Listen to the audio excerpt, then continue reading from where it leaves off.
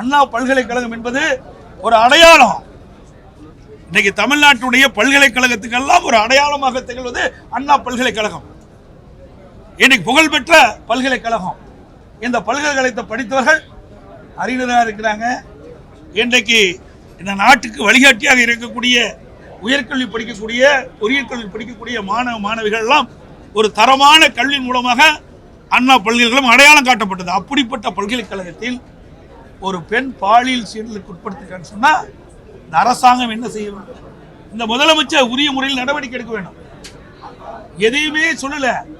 தப்பு இருக்குது, குற்ற உணர்வு இருக்குது, அதனாலதான் அவர்களால் பேச முடியும்.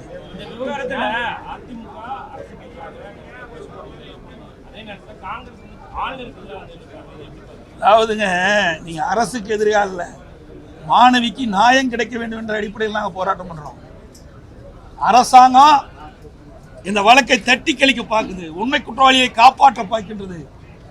உண்மை குற்றவாளிகள் வெளிச்சத்துக்கு கொண்டு வர வேண்டும், உண்மை குற்றவாளி தண்டிக்கப்பட வேண்டும். இனி இப்படிப்பட்ட சம்பவம் தமிழகத்திலே நடைபெறக்கூடாது என்ற அடிப்படையில் அதிமுக செயல்பட்டுக் கொண்டிருக்கிறது.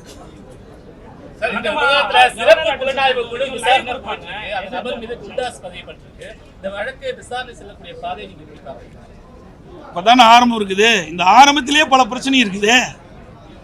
இன்றைக்கு சென்னை மாநகர ஆணையாளர் ஒரு கருத்து சொல்றாரு. 100 எங்களுக்கு ஒரு தகவல் கிடைச்சது. அதன் அடிப்படையில் காவல்துறை அதிகாரிகள் அண்ணா பல்கலைக்கழகத்துக்கு செல்றாங்க. அங்க போக்ஸ் குழுவிலிருந்து ஒரு பேராசிரியரும் அந்த மாணவியும் புகார் கொடுத்துங்கிறாங்க. ஆனா உயர்கல்வித்துறை அமைச்சர் அப்படி எதுவும் இல்லை, கொடுக்கலைங்கிறார். இப்படிப்பட்ட முரண்பட்ட கருத்து வருகின்ற காரணத்தினால்தான் இதில் பெரிய சந்தேகம் ஏற்படுகிறது.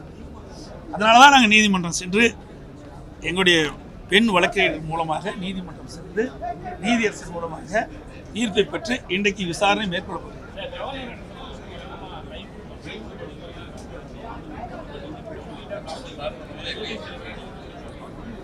எதிர்கட்சி தலைவரை நீங்க தான் சொல்றீங்க. சட்டமன்றத்தில் எங்க எதிர்கட்சி தலைவர் பேசுறது ஒளிபரப்புறாங்க கிடையாது, என்னடதான் எடிட் பண்ணிடுறாங்கல்ல. ஒரு பிரதான எதிர்கட்சி என்ன கேள்வி கேட்கின்றதோ அதை ஒளிபரப்பு பண்ணாதான் அங்க இருக்கிற முதலமைச்சரோ அல்லது பிற அமைச்சரோ பதில் சொன்னா அது மக்களுக்கு புரியும். ஆனா நாங்க கேட்கிற கேள்வியை இருட்டடிப்பு பண்ணிடுறாங்க. ஆனா அவர்கள் சொல்லிக்கின்ற பதில் மட்டும் வெளியில் வருது. எல்லாத்துக்குமே இருட்டடிப்பு தான். இந்த அரசாங்கமே இருக்குதா இல்லையாங்கிறது தெரியல. இந்த அரசாங்கம் சரியா செயல்படுதா இல்லையா என்று ஊடக நபர்களும் பத்திரிகைகளும் மக்கள் தான் தீர்மானிக்கணும். சார், இந்த ஆட்சியில தான் போராட்டத்துக்கு நாங்கள் அதிகமாக அனுமதி கொடுத்துருக்கோம் அப்படின்னு சொல்றாங்க. ஆனா இப்ப வரைக்கும் இந்த போராட்டத்திற்கு அனுமதி கொடுத்தாங்க. இந்த விவகாரத்துல மட்டும் அனுமதி கொடுத்தாங்க. போராட வரமுறை கைது பண்ணிட்டாங்க. இன்று அதிமுக உட்பட. ஏங்க இப்படி இல்லைங்க, நீங்க தவறான கேள்வி கேட்குறீங்க. ஒவ்வொரு முறையும் போராட்டம் பண்ணிக்கிட்ட பொழுது எப்பொழுதுமே அனுமதி கொடுத்ததே கிடையாது.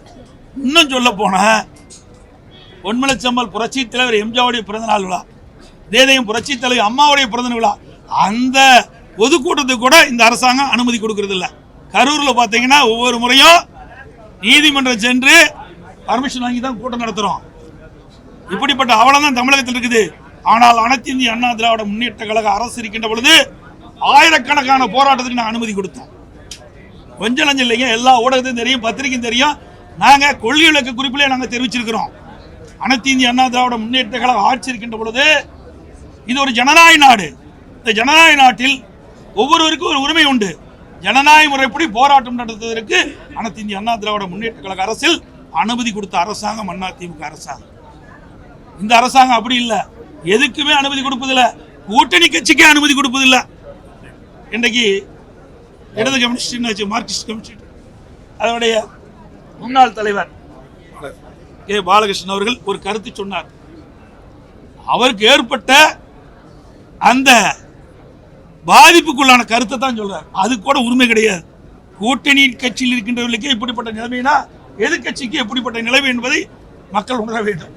பாதகம் செய்பவரை கண்டால் நாம் பயம் கொள்ளலாகாது பாப்பா. மோதி மிதித்து விடு பாப்பா, அவர் முகத்தில் உமிழ்ந்து விடு பாப்பா. அண்மை செய்திகளை உடனுக்குடன் தெரிந்து கொள்ள இணைந்திருங்கள் எம் நாடு தொலைக்காட்சியுடன்.